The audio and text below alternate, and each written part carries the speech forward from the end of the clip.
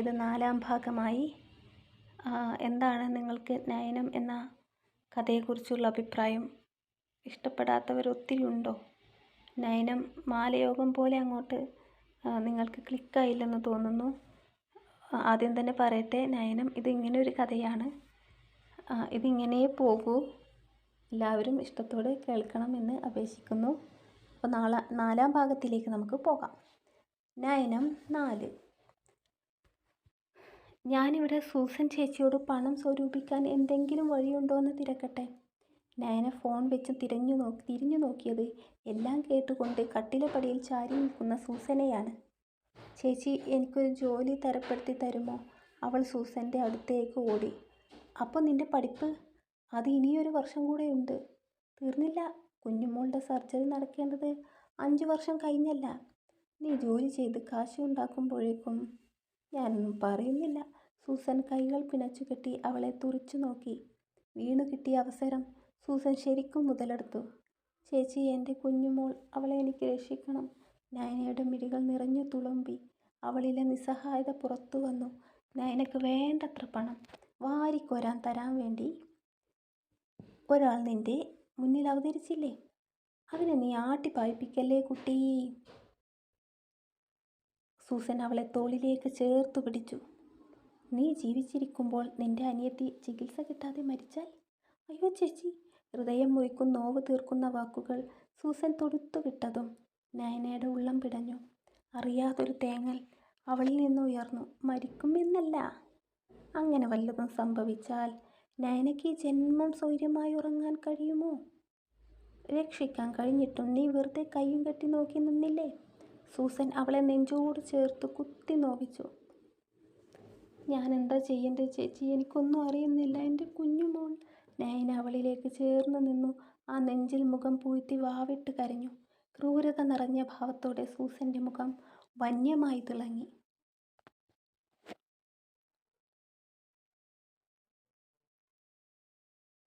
Class കഴിയാൻ 1 മണിക്കൂർ മുമ്പേ സൂസൻ നയനയെ കൂട്ടി ഫ്ലാറ്റിലെത്തി. നേഹയും റിമയും എത്തും മുമ്പേ നമുക്കിവിടെ നിന്ന് പുറപ്പെടണം, ഇല്ലെങ്കിൽ ചോദ്യവും പറച്ചിലുമാകും. സൂസൻ വാതിൽ ലോക്ക് ചെയ്ത് മുറിയിലേക്ക് ധൃതിയിൽ നടക്കുന്നതിനിടെ പറഞ്ഞു. നയനയുടെ ഉള്ളിൽ ആശങ്ക നിറഞ്ഞു. സമയം അടുക്കുംതോറും അവളിലെ ധൈര്യം ചോർന്നുകൊണ്ടിരുന്നു. ബ്ലൂ ടോപ്പും ലൈറ്റ് ഗ്രീൻ ലെഗിങ്ങായിരുന്നു നയനയുടെ വേഷം. ലൈറ്റ് ഗ്രീൻ ഷോൾ കൊണ്ടവൾ നെഞ്ചുമേൽ മറച്ചു വിരിയിട്ടു. ഷോർട്ട് ഹെയർ ചീകി ഒതുക്കി ബട്ടൺ മുറുക്കി തിരിഞ്ഞു നോക്കിയവൾ ഒരുങ്ങി നിൽക്കുന്ന നയനയെ മൊത്തമായി വീക്ഷിച്ചു. നിനക്കിത്തിരി മോഡേൺ വസ്ത്രം ധരിക്കാമായിരുന്നു. ഇത് മതി ചേച്ചി. അവൾ വല്ലായ്മയുടെ ഷോളിൽ പിടിച്ചു തിരിച്ചു. നമ്മൾ ഇന്ന് തന്നെ തിരിച്ചു വരില്ലേ? നീ ഇങ്ങനെ പേടിക്കാതെ. നയന അവളുടെ തോളിൽ കുത്തിയ പിൻ അഴിച്ചു ഷോൾ എടുത്തു മാറ്റി. ഇത് നമുക്ക് വേണ്ട. ചിലപ്പോൾ ആൾക്ക് ഇഷ്ടപ്പെട്ടില്ലെങ്കിലോ? സൂസൻ കണ്ണു നിറുക്കി ആ ഷോൾ മടക്കി ബെഡിൽ വെച്ചു. 4 വരി പാതയുടെ നടുക്ക് പിടിച്ച് സൂസൻ വേഗതയിൽ സ്കൂട്ടർ ഓടിച്ചു. പിറകിൽ ആ ഹെൽമെറ്റ് വെച്ചുകൊണ്ടിരിക്കുന്നവളുടെ മുഖം നന്നേ വാടിപ്പോയിരുന്നു. കുഞ്ഞുമോളുടെ ചിരിക്കുന്ന മുഖം അവളുടെ മനസ്സിൽ നിറഞ്ഞു. പഠിക്കാൻ നയനയേക്കാൾ മിടുക്കി. സ്കൂളിൽ പങ്കെടുക്കുന്ന എല്ലാ മത്സരങ്ങളിലും 1-ാം സ്ഥാനക്കാരി. പ്രിൻസിപ്പാളിൻ്റെയും അധ്യാപകരുടെയും കണ്ണിലുണ്ണി. അപ്രതീക്ഷിതമായി വന്നൊരു രോഗം നീനുവിൻ്റെ ജീവിതം പാടെ മാറ്റിമറിച്ചു. 5-ൽ പഠിക്കുന്ന സമയത്താണ് നീനുവിന് ഹൃദയധമനിയിൽ ചെറിയൊരു ദ്വാരമുണ്ടെന്ന് തിരിച്ചറിയുന്നത്. വീട് പണയം വെച്ചു ചികിത്സ നടത്തി. പക്ഷേ ദുരിതം പിന്തുടർന്നു. നീനുവിൻ്റെ അസുഖം പൂർണ്ണമായും ഭേദമായില്ല. ഒടുക്കം സർജറി മാത്രമേ ഫലവത്താകൂ എന്ന് ഡോക്ടർമാർ വിധിയെഴുതിയെങ്കിലും അന്നുള്ള ചിലവിന് പോലും വകയില്ലാത്ത ആ കുടുംബം നിസ്സഹായരായി. സൂസൻ സ്കൂട്ടർ റോഡിൻ്റെ ഓരത്തേക്ക് ചേർത്തു നിർത്തി. ഓർമ്മകളിൽ നിന്നും തിരിച്ചോടി നയന ഞെട്ടി ചുറ്റും നോക്കിയപ്പോൾ ഈ യാത്ര തുടങ്ങിയിട്ട് യുഗാന്തരങ്ങളായെന്ന് അവൾക്ക് തോന്നിപ്പോയി. പാത്തും പതുങ്ങിയും ഓരോ നക്ഷത്ര ഹോട്ടലിൽ എത്തിപ്പെടുന്ന സൂസന് നയനയെ കൃത്യമായി അർജുൻ്റെ അരികിൽ എത്തിക്കുക എന്നത് പ്രയത്നമുള്ള കാര്യമല്ല. അതവളുടെ പ്രവൃത്തികളിൽ നിന്ന് വ്യക്തം. സൂസൻ സ്കൂട്ടറിൽ നിന്നിറങ്ങി അർജുനെ വിളിച്ചു. പക്ഷെ അവൻ ഫോൺ എടുത്തില്ല. നയനയുടെ ഹൃദയമിടിപ്പ് അവൾക്ക് കേൾക്കാൻ പാകത്തിന് ഉയർന്നു. റോഡിലൂടെ ചീറിപ്പാഞ്ഞു പോകുന്ന വാഹനങ്ങളുടെ മുൻപിലേക്ക് ചാടാൻ തോന്നി. ജീവനൊടുക്കിയിട്ട് തൻ്റെ കുടുംബത്തെ അനാഥരാക്കാൻ മാത്രം ക്രൂരമായി ചിന്തിക്കാൻ അവൾ മുതിർന്നില്ല. സൂസൻ വീണ്ടും അർജുനെ വിളിക്കുന്നുണ്ടെങ്കിലും അവൻ ഫോൺ എടുത്തില്ല. ഇനിയിപ്പം മാനസാന്തരം വന്ന് അവൻ നിന്നെ വേണ്ടെന്ന് വെച്ചോ? സൂസൻ ഫോണിൻ്റെ സ്ക്രീനിലേക്ക് നോക്കിക്കൊണ്ട് തമാശാരൂപേണ പറഞ്ഞു. അങ്ങനെ ചെയ്താൽ നീ പെടും കേട്ടോ. സർജറിക്കുള്ള പൈസക്ക് എവിടെ പോകും? സൂസൻ അവൾക്ക് ആമുഖമായി നിന്നു. ആ വാക്കുകളൊന്നും അവളിൽ ഏശിയില്ല. മനസ്സാകെ ചുട്ടുപൊള്ളുകയാണ്. ഇനി അങ്ങോട്ട് സംഭവിക്കാൻ പോകുന്നതെന്തെന്ന് ഒരു പിടിയുമില്ല. നന്മ മാത്രം ചൊല്ലിപ്പഠിപ്പിച്ചു വളർത്തിയ അപ്പച്ചനും അമ്മച്ചിയും, തെറ്റിലേക്ക് ഒരിക്കലും തൻ്റെ മക്കൾ കാൽ കുത്തില്ലെന്ന ഉറച്ച വിശ്വാസത്തിൽ കഴിയുന്ന മാതാപിതാക്കൾ. അവർക്ക് മുമ്പിൽ ഒരു ബ്ലാക്ക് സ്കോഡ കാർ വന്നു നിന്നതും റോഡരികിൽ നിന്നിരുന്ന നയന കുറച്ചപ്പുറം മാറി നിൽക്കുന്ന സൂസൻ്റെ അടുത്തേക്ക് ഓടി. സൂസൻ്റെ ഫോണിൽ അർജുൻ കോളിംഗ് എന്ന് കണ്ടതും അവൾ ഭീതിയോടെ 2 അടി പിറകിലേക്ക് വെച്ചു. പിന്നെ തിരിഞ്ഞ് അവിടെ നിർത്തിയിട്ട കാറിലേക്കും ഒളിമിഴികൾ നീട്ടി. Get in the car.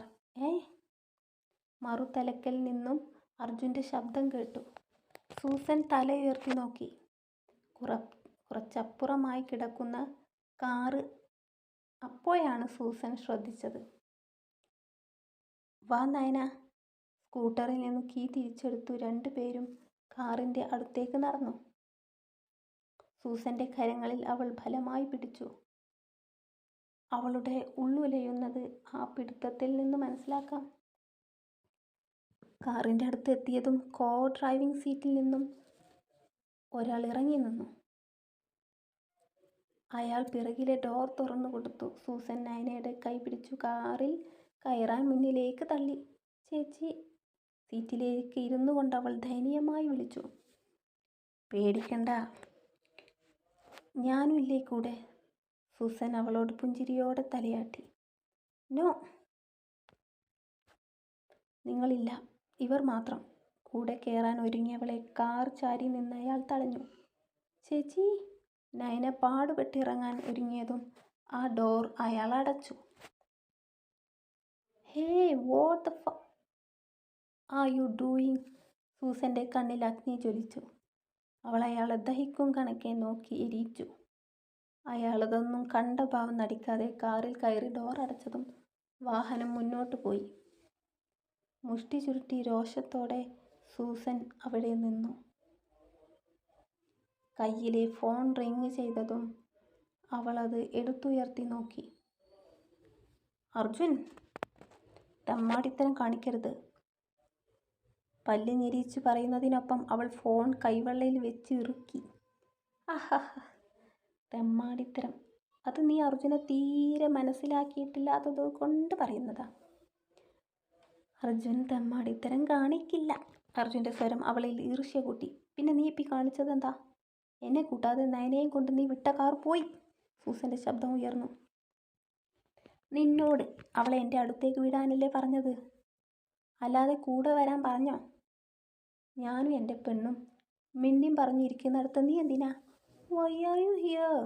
അവൻ്റെ സ്വരം നന്നേ പതിഞ്ഞുപോയി. അർജുൻ, നീ അവളെ ഒന്നും ചെയ്യരുത്. നിന്റെ കൂടെ അഴിഞ്ഞാടിയ പെണ്ണുങ്ങളെപ്പോലെയല്ല അവൾ. ഒരുപാട് പ്രാരാബ്ദങ്ങളിൽ നേറിക്കഴിയുന്നൊരു പാവം പെൺകുട്ടിയാണവൾ. സൂസൻ പറഞ്ഞു തീരും മുമ്പേ ആ കോൾ കട്ടായ ഷോക്കിൽ അവൾ ആ നിൽപ്പ് നിന്നു. ഫോണിൽ ഒരു ബീപ്പ് ശബ്ദം കേട്ടിട്ടേ പിന്നെ അവൾ ആ ഫോൺ കാതിൽ നിന്ന് എടുത്തത്. പറഞ്ഞ തുക തൻ്റെ ബാങ്കിൽ കയറി എന്നറിയിച്ച മെസ്സേജ് കണ്ടിട്ടും അവൾക്ക് യാതൊരു ഭാവവ്യത്യാസവും ഉണ്ടായിരുന്നില്ല.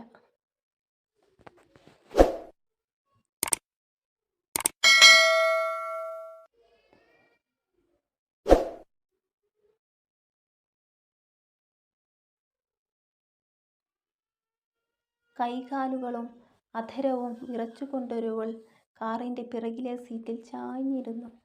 ഭീതിയോടെ അവൾ മുൻപിലിരിക്കുന്ന ഡ്രൈവറിനെയും കൂടെയുള്ള ആളെയും മാറി മാറി നോക്കുന്നുണ്ട്. നെഞ്ച് കത്തുകയാണ്. കണ്ണിൽ ഇരുട്ട് കയറുന്നു. നാക്കിൽ ഒരിറ്റ് വെള്ളമില്ല. ഒരു പൂച്ചക്കുഞ്ഞിനെ പോലെ അവൾ ഇറുകി വിറച്ചു ആ ഡോറിലേക്ക് പറ്റിക്കൂടി. ഡോറിൻ്റെ കൂളിംഗ് ഫിലിം ഒട്ടിച്ച ഗ്ലാസ്സിലൂടെ ആ നിറഞ്ഞ മിഴികൾ എത്തി നോക്കി. ഒന്ന് നിലവിളിക്കാൻ പോലും അവൾക്ക് തോന്നിയില്ല. കൂടെയുള്ളവർ തന്നെ അപായപ്പെടുത്തുമോ എന്നവൾക്ക് ഏറെ ഭയമായി. കാറ് നേരെ ലൈറ്റുകൾ പരക്കെ കത്തുന്ന വലിയ ഒരു അണ്ടർഗ്രൗണ്ടിലേക്ക് കടന്നു. നയന ആ കാഴ്ചകളിലേക്ക് മിഴികൾ നീട്ടി. കാഴ്ചകൾ മനോഹരമായിരുന്നെങ്കിലും കാഴ്ചക്കാരിയുടെ മിഴികൾക്ക് അന്ധത ബാധിച്ചിരുന്നു. മുൻപിലെ രണ്ടുപേരുടെയും ഒരു വേള നോട്ടം അവളിലേക്കായി. Beautiful girl, yes. അവർ പരസ്പരം ഒന്ന് ഊറിച്ചിരിച്ചു. കാർ ആ ഗ്രൗണ്ടിൻ്റെ കവാടത്തിന് മുൻപിൽ നിർത്തി. മുൻപിൽ ഇരുന്നവൻ മുൻപേ ചെയ്തതുപോലെ തന്നെ ചാടിയിറങ്ങി നയനയ്ക്ക് ഡോർ തുറന്നു കൊടുത്തു. തോളിൽ ഷോളുണ്ടെന്ന ഓർമ്മയിൽ അവൾ തോളിൽ തൊട്ട് ഇറങ്ങി. അയാളെ ഭീതിയോടെ നോക്കിയതും അയാൾ മുൻപിലേക്ക് എന്ന് കൈകൊണ്ട് ആംഗ്യം കാണിച്ചു. മുൻപേ പോയവൻ്റെ കൂടെ യാന്ത്രികമെന്നോണം അവളും പോയി. അയാൾ കയറിയ ലിഫ്റ്റിൽ അവളും കയറി തല താഴ്ത്തി നിന്നു. ഇനി തിരിച്ചൊരു പോക്കുണ്ടായേക്കുമോ എന്ന് പോലും സംശയിച്ചൊരു പോക്ക്. സിരകളിൽ ഇരച്ചു കയറിയ അമർഷം കടിച്ചമർത്തി സൂസൻ. അവൾ ഒരിക്കലും പ്രതീക്ഷിക്കാതിരുന്ന അവൻ്റെ ആ ഒളിനീക്കത്തിൽ അങ്ങേയറ്റം കോപം പൂണ്ടു. നയനയുടെ ഇപ്പോഴത്തെ അവസ്ഥ ഓർക്കുമ്പോൾ അവൾക്കുള്ളിൽ ആദി കയറി.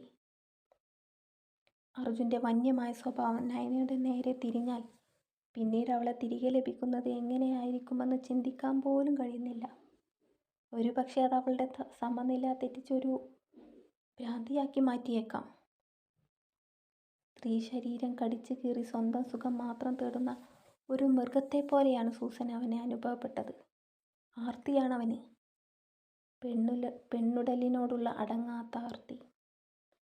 ഇന്ന് വരെ ഒരു പുരുഷനെ അറിയാത്ത ഒരുവളെ എങ്ങനെ സമീപിക്കണമെന്ന് അവനറിയില്ല. അവളോടുള്ള അവൻ്റെ ആദ്യ പെരുമാറ്റം ഏത് രീതിയിലാകുമെന്ന് പോലും നിശ്ചയമില്ല. അവൻ്റെ ആത്മാവ് കാമത്തിൻ്റെ ഇരുട്ടിൽ അന്ധനായ ഒരു വേട്ടക്കാരനെ പോലെയാണ്. അവൻ്റെ ഇരയെ പൂർണ്ണമായി നശിപ്പിച്ചുകൊണ്ട് അവൻ അവനെ തന്നെ തൃപ്തിപ്പെടുത്തുന്നു. സൂസൻ്റെ ചിന്തകളിൽ പലതും വന്നു മറിഞ്ഞു. ചേച്ചി, നിങ്ങളെന്താ ഞങ്ങളോട് പറയാതെ കോളേജിൽ നിന്ന് നേരത്തെ ഇറങ്ങിയത്? ഫ്ലാറ്റിന് അടുത്തെത്താറാവുമ്പോഴുള്ള ട്രാഫിക് സിഗ്നലിൽ സ്കൂട്ടറിൽ ഇരുന്ന് കാത്തു നിൽക്കെ നേഹയുടെ ശബ്ദം കേട്ട് സൂസൻ ഒന്ന് പരിങ്ങി. അവൾ സൈഡിലേക്ക് തിരിഞ്ഞു നോക്കിയതും നേഹ കുറച്ചുകൂടെ അടുത്തേക്ക് അവളുടെ സ്കൂട്ടർ നിർത്തി. എന്നിട്ട് നയനെന്തിയെ? അവളുടെ ഹെൽമെറ്റ് ഗ്ലാസ് പൊക്കി റിമ. നമ്മൾ ഒരിടത്തേക്ക് തന്നെയല്ലേ പോകുന്നത്? അവിടെ ചെന്നിട്ട് പറഞ്ഞാൽ പോരെ? ഇനി നടു റോഡിൽ നിന്ന് തന്നെ വേണോ? സൂസൻ എന്തോ അവളുടെ ആ പ്രവൃത്തിയിൽ വിമ്മിഷ്ടം തോന്നി. ഫ്ലാറ്റ് എത്തും മുമ്പേ അവരോട് പറയാനുള്ള കള്ളം സൂസൻ മെനഞ്ഞെടുത്തിരുന്നു. അവളുടെ ഏതോ ഫ്രണ്ട് കാണാൻ വരുന്നുണ്ടെന്ന് പറഞ്ഞു എൻ്റെ അടുത്തേക്ക് വന്നു. ഞാൻ അവൾ പറഞ്ഞ പോലെ ബസ് സ്റ്റാൻഡിൽ കൊണ്ടിറക്കി. മുഖത്തൊരു ഖേദം പോലും കാണാൻ കഴിയില്ല. അത്രയ്ക്ക് പെർഫെക്റ്റ് ആയിരുന്നു സൂസൻ്റെ അഭിനയം. ഏത് ഫ്രണ്ട്? അതൊന്നും എനിക്കറിയില്ല. അവൾ പറഞ്ഞു, ഞാൻ കൊണ്ടുവിട്ടു. അവളെ ഡ്രോപ്പ് ചെയ്ത് തിരിച്ചു വരുമ്പോഴല്ലേ നിങ്ങളെ കണ്ടത്. സൂസൻ അവളുടെ മുറിയിൽ പോയി വാതിലടച്ചതും നോക്കി റിമയും നേഹയും അന്തം വിട്ടു നിന്നു. അവരെന്തോ ഒളിക്കുന്നുണ്ട്, നേഹ തറപ്പിച്ചു പറഞ്ഞു. അവരാ പെണ്ണിനെ വല്ലവനും വിറ്റോടി. റീമയുടെ നെഞ്ചിൽ ഒരു അപായമണി മുഴങ്ങി. കൂടെ വന്ന ബോഡി ഗാർഡ് നയനയെ ഒരു വാതിൽ തുറന്നു ഹാളിൽ അടച്ചു പോയതാണ്. സീലിംഗ് ചെയ്ത് ഭംഗിയാക്കിയ റൂഫിങ്ങും ചുമരിൽ പല പെയിൻറ്റിംഗ് ഫ്രെയിമുകളും തറയിൽ 2-3 ഇൻഡോർ പ്ലാന്റ്സും കാണാം. ഹാളിൻ്റെ ഒരു ഭാഗം മുഴുവൻ നീല പതുപത്ത സോഫ സെറ്റ് ചെയ്തിരിക്കുന്നു.